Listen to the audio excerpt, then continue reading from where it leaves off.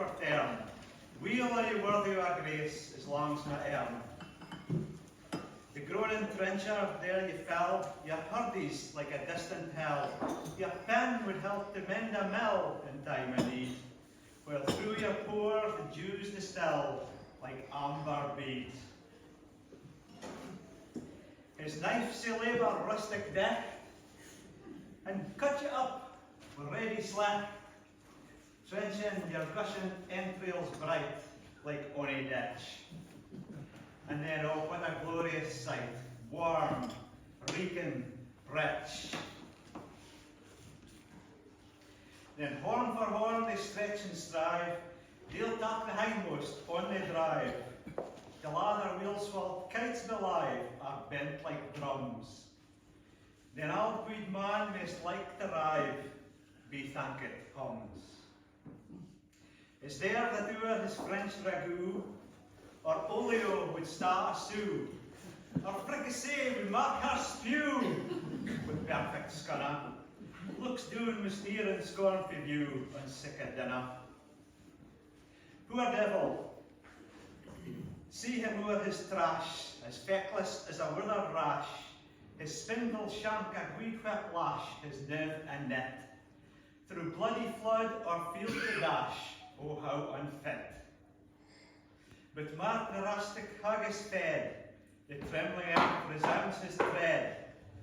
Clapping his wally never blade, he'll make it whistle, and legs and arms and heads will sned, like taps a thistle.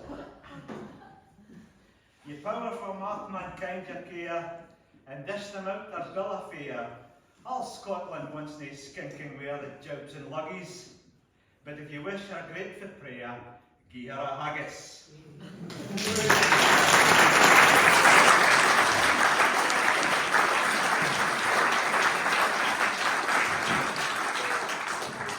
The haggis.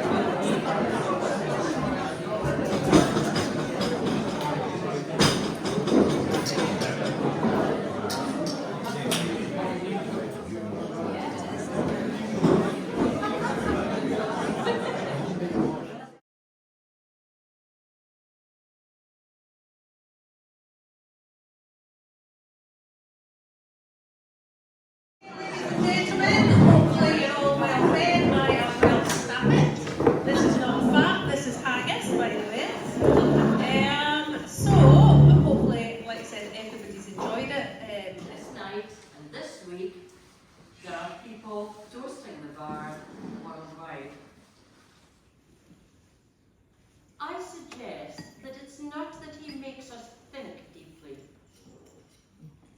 but he certainly awakens our feelings. Burns can make us laugh, he can make us cry, he can move us deeply. and he identifies with the common man no matter where. Robert Burns was born on the 25th of January 1759 to a very poor tenant farmer and his wife. But what a day and what a night. In fact, the storm was so great that night that half of their house blew down in Alloway. However, Burns's great good fortune was that his father, like many poor people of his day, believed that education was the route out of poverty. Thus, clubbing together with the other local farmers, Burns's father hired a tutor, and the whole community sent their children to this tutor, and they got a very good basic education. However, Burns had a huge thirst for knowledge, and he went on to teach himself to be the equivalent of the great and the good and the intellectuals as far as education went. And later on, when his poetry became famous, he mixed with these people and managed to hold his own with them. Nevertheless, he never abandoned his roots, and he chose to write in the Scots language, which came most naturally to him, and to write about the people with whom he lived and grew up. Now here's two ladies coming in, so I'll give them a minute. Come away.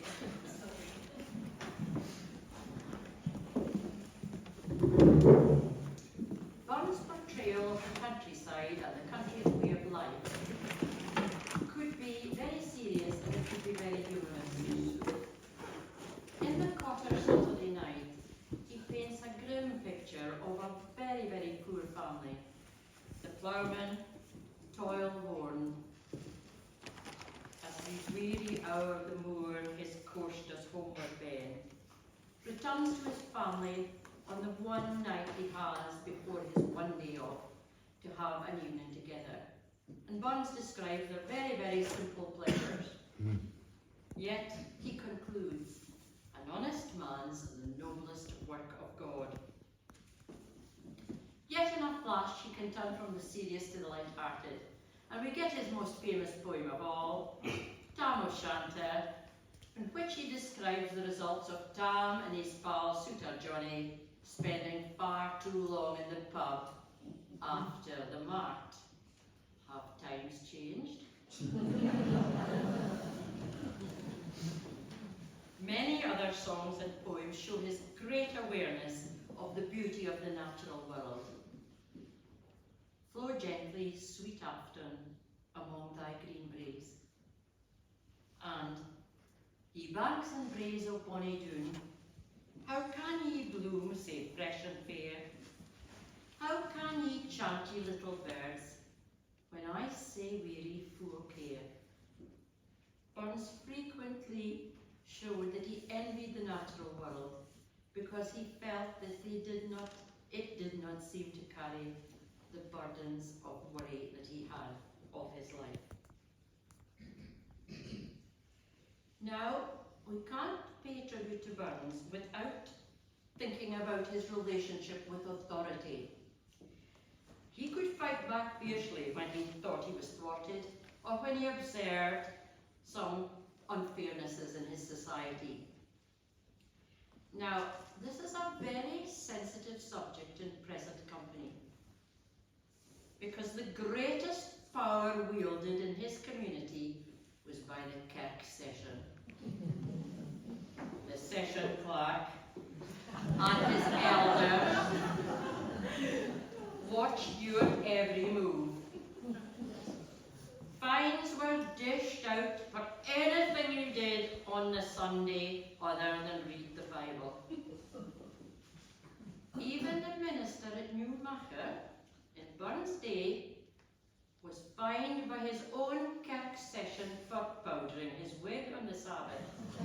No hairdos allowed. However, the most serious punishment of all was for the most serious crime of all, fornication. Poor Burns fell foul of the kirk session on this count more than once.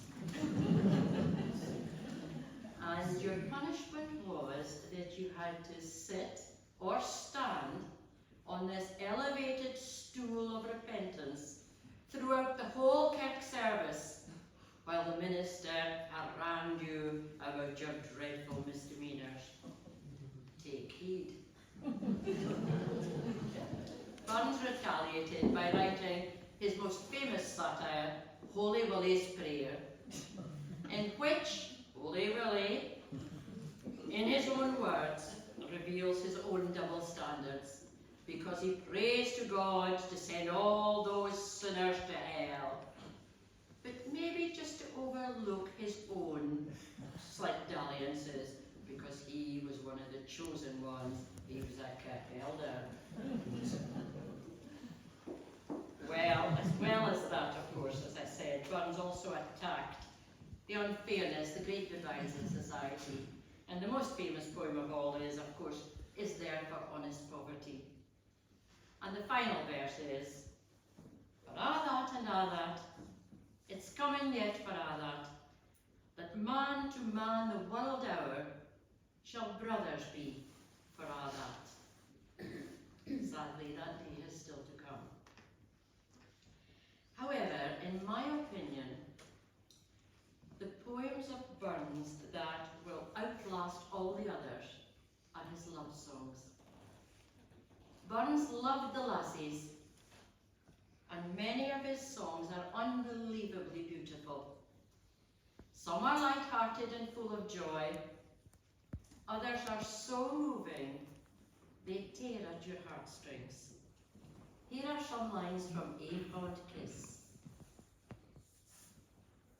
Had we never loved sae kindly, had we never loved sae blindly, never met or never parted, we would ne'er been broken-hearted. And of course, from my love is like a red, red rose. So fair art thou, my bonny lass, so deep in love am I, and I will love you still, my dear, till the sea's gone dry. And how much more beautiful these are when they're sung. One which I think is most tender is the love song of old age. It is the wife speaking, and in the first verse she speaks about their youth together, how handsome he was, etc. But here is the second verse. John Anderson, my John, we climb the hill together, and mony a canty day, John, we had wi' een another. Now we man totter down, John, but hand in hand we'll go, and sleep together at the foot. John Anderson, my Joe. Sadly, Robert Burns was only 37 when he died. As I said in my introduction, Burns is celebrated worldwide. His poems have been translated into innumerable languages. There are statues of him in the most unlikely places. To a haggis, to a mouse, tam o'shanter, all langside, are being recited world over as we speak tonight. Apparently in Tokyo, when the green man lights up for pedestrians to cross the road, coming through the rye is played to hurry them on their way. What a claim to fame. Ladies and gentlemen, I ask you to be upstanding.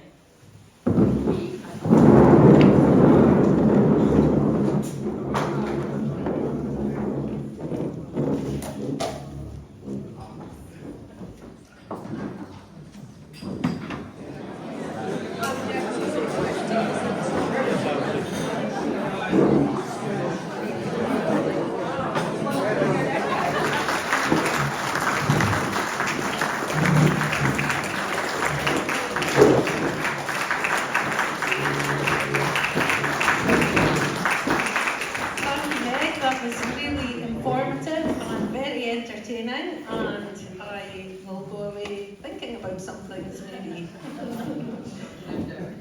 Tottering down with open hands, that's what I'm on about, yeah. So, ladies and gentlemen, just now we're going to just maybe 5 minutes just to let people maybe go and... I have to organise this burn supper, and I thought Maya's did a job, but I feel really blessed how everybody's come together and made us a success so far, so I hope I didn't let the side down.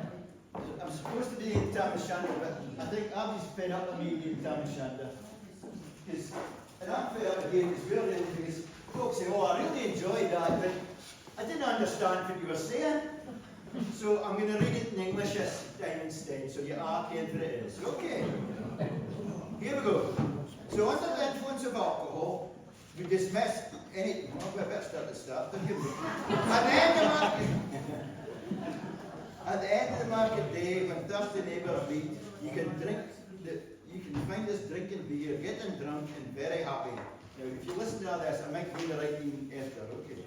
This situation arose for Tamashanta as he rode home from here one night, a town reputed to have the most honest men and prettiest girls.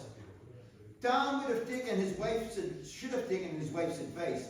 She told him that he was a noisy, drunken scoundrel who got drunk at every opportunity, including every market day, every milling day, and every horse that the blacksmith shod. He even drunk in the church on Sunday with Captain Jean, who predicted that sooner or later he would be found drowned in the River Doon or caught by witches even, in the dark, indeed with them Scots, in Alloway Kirk.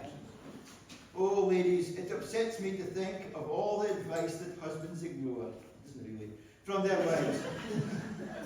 But getting back to our story, that market night, when Tam got a comfy seat in front of the open fire next to his best friend, Johnny, who was a shoemaker. They had drunk for weeks together, and Tam loved him like a brother. The night proceeded with noise and singing, and the beer seemed to taste better. Tam flirted with the landlady, while Johnny made the landlord laugh with his jokes. They paid no attention to the storm outside. All cares were drowned in the beer, and time passed quickly. Tam felt great, and he believed that he was on top of the world. However, pleasures are short-lived and are compared to a poppy, which when you pluck the flower, it just dies, or a snowflake that lands in the river, it just melts and disappears, or the northern lights, you can see them for a minute and then they just disappear, and also a rainbow, it just disappears in the storm. So he says that no man can tether time nor tide. So it's time to go home, it's at this point. So Tam must get on his horse, and it says the night at its darkest when no one would venture out, but he has to go in. So any small beams of light seem to be swallowed up in the darkness, and the high winds and driving rain, accompanied with the loud rumbles of thunder, meant that it was obvious that the devil was at work. Tam rode fast through the mud on his sure-footed horse called Meg, ignoring the wind, rain and lightning, but holding tight his bonnet, sometimes singing a song, and sometimes looking over his shoulder just to check he wasn't getting followed by ghosts. And because he was approaching the haunted kirk of Alloway. By this time, it describes all the places he's passed. He says, by this time he'd passed the landmarks of the past tragedies, such as the ford in the river where the peddler suffocated in snow, the big steens where Charlie fell and broke his neck, the gorse bushes where a murdered child was found, and the well where Mungo's mother hung herself. In front of him, he could see the River Doon. The storm was getting worse, with the lightning flashing all around, and the thunder getting nearer. Then, through the trees, he could see the light shining out of every gap of Alloway Kirk, and he could hear sounds of fun and dancing. Under the influence of alcohol, we dismiss all danger. With beer, we fear no evil, and with whiskey, we confess the devil. Tam was so drunk, he was not scared, but Meg, his horse, was totally bewildered and needed Tam's encouragement to get closer so Tam could see what was happening. He saw warlocks and witches were wildly dancing to hornpipes and jigs and strathspeys and reels, with music provided by a bagpiper, who was the devil himself in the form of a big, ugly black dog, who sat on the window sill and played so loudly that the roof beams vibrated. Coffins stood round were propped up with their lids aside, resembling open cupboards, displaying the corpses in their last clothes, and by some evil trick they held a candle in their calf hand, which allowed Tom to see the horrible things on the communion table, including a skeleton of a murderer still in his leg irons, and 2 stillborn babies, a hung thief fresh cut from the noose with his mouth still gaping, 5 blood-covered axes, 5 swords, a garter which a babe had been strangled, a knife used by a son to cut his father's throat. I should have done some warnings before I started reading this. As Tom watched with amazement and curiosity, the piper played louder, the dancers moved faster until they all were steaming with sweat, so they hauled off their clothes and danced in their underwear. Now Tom says, if they had been buxom young lasses in their youth, wearing fine lingerie, I would have given us bricks off my hips just to have a quick look at the bonny birds. But he says but they were skinny, wrinkled old hogs that might have made you feel sick. However, Tom had spotted one attractive witch in the company called Nanny, who had the reputation for killing many animals and sinking many boats. That's what it says in the poem. And she was also reputed to cause the grain to shake in the fields, and she also kept the countryside in fear, obviously. Although her cutty sark, which was her petticoat, was real short, it was her best, and because it was paisley cloth, she was very proud of it. Her Christian granny had used her last £2 to buy for her Nanny this petticoat, but she would never have foreseen that it would ever have been used in a dance of witches. Nanny was a supple and energetic dancer, and Tom seemed to be entranced as he watched, and even the devil became excited, causing him to jump about and play with more fervour. Tom got so carried away that he lost all sense of reason and shouts out, "Well done, Cutty Sark!"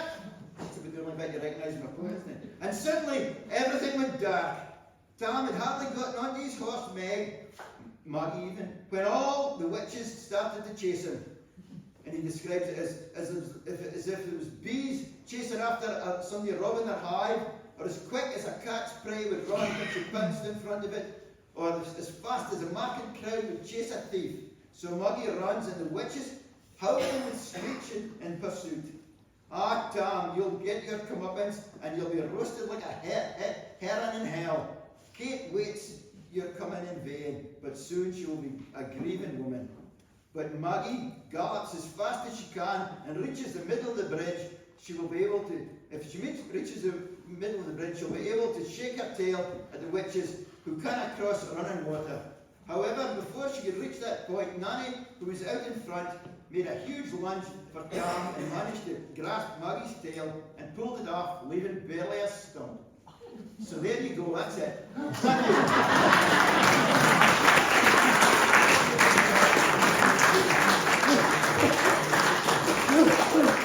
you get the taboo, you can sit back and relax, eh? So here we go. When Chapman's billies leave the streets and drouthy neighbours meet, when market days are wearing late and out again to tap the gate, while we sit boozing at the nappy, getting foo and up happy, we think we owe the long Scots miles, the mosses, waters, slaps and styles, which lie between us and our hame, for since we're sullen, sulky dame, gathering our brew and gathering scorn, nursing our wrath to keep it warm. This truth van honest Thomas Shunter, as for airy necked canter, al there men at tune surpasses, for honest men and bonny lasses. Ah, Tom, thou had been so wise as tap thy ain wife Kate's advice. She tilt the wheel over a skellum, blethering, blustering, drunken blelling, that fae November till October, aye, market day thou werena sober. The dilk meal there with the miller, thou sat as long as thou hadst siller, and every nag was cut a shoe on. Mrs. Smith and they got roaring fool on. And in the Lord's house, even on Sunday, thou drank we kept and jailed till Monday. She prophesied that later soon thou would be found deep drowned in doom, or catched by warlocks in the Mac, by all ways of haunted kirk. Ah, gentle dames, it gives me great to think how many counsels sweet, how many lengthened sage advices the husband for the wife despises. But to our tale a market now. Tam had got planted uncorrect. Sat by an go blazing finely, with reins a swat. The drum divine. At his elbow, Suitor Johnny, his ancient, trusty, truthy crony. Tam looked him like a very brother. They had been fool for weeks together. The next brave army songs and clatter, and aye, the air was growing bitter. The landlady and Tam grew gracious, with secret favours, sweet and precious. The suitor told the queerest stories. The landlord's laugh was ready chorus. The storm without mere air and rustle. Tam didn't mind the storm of whistle. Care, mad to see a man so happy, and drowned himself among the nappy. As bees flee home with legs of treasure, the moments winged their way with pleasure. Kings may be blessed, but Tam was glorious. O'er the ills of life victorious. But pleasures are like poppy spread. You seize the flower, the bloom is shed, or like the snow falls in the river, a moment white, then melts forever, or like the borealis race that flits, and you can point the place, or like the rainbow's lovely form, a vanishing amid the storm. Nae man can tether time nor tide, the hour approaches, Tam man ride, that uru next placards a keystone, that dreary hour Tam mounts his beastin, and sick a nacht he tucks the road in, as ne'er or sinner was abroad in. Then drove out. The wind blew as we blast last, the rattling shores was on the blast, the speedy gleams and darkness swallowed. Loud, deep and long the thunder bellowed, that night a child might understand the deal had business on his hands. Wheel mounted on his grey mare nag, a bitter liver lifted leg, Tam skelped on through dubs and mire, despising wind and rain and fire, purse holding fast his great blue bonnet, the bells crooning over an all Scots sonnet, was glowering room with good gears, lest boggles catch him unaware, Kirkall away was drawing nigh, where ghosts and bullies nightly cry.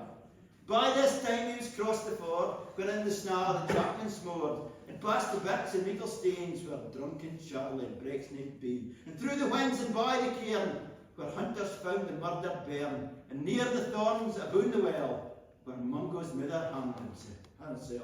Before him doon pours his floods, the doubling storm roars through the woods, the lightnings flash from pole to pole, near and more near the thunder roar. When glimmering through the groaning trees, Kirkall away seemed in a blaze, through ilk and bore the beams were glancing, and loud resounded mirth and dancing.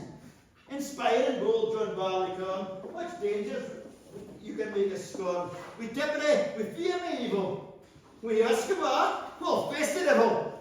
The slats arraigned in damaged girdle, fairly he care nae deals aboard, but Maggie stood right fair astonished, until by the heel and hand admonished, she ventured forward on the lighting. Wow!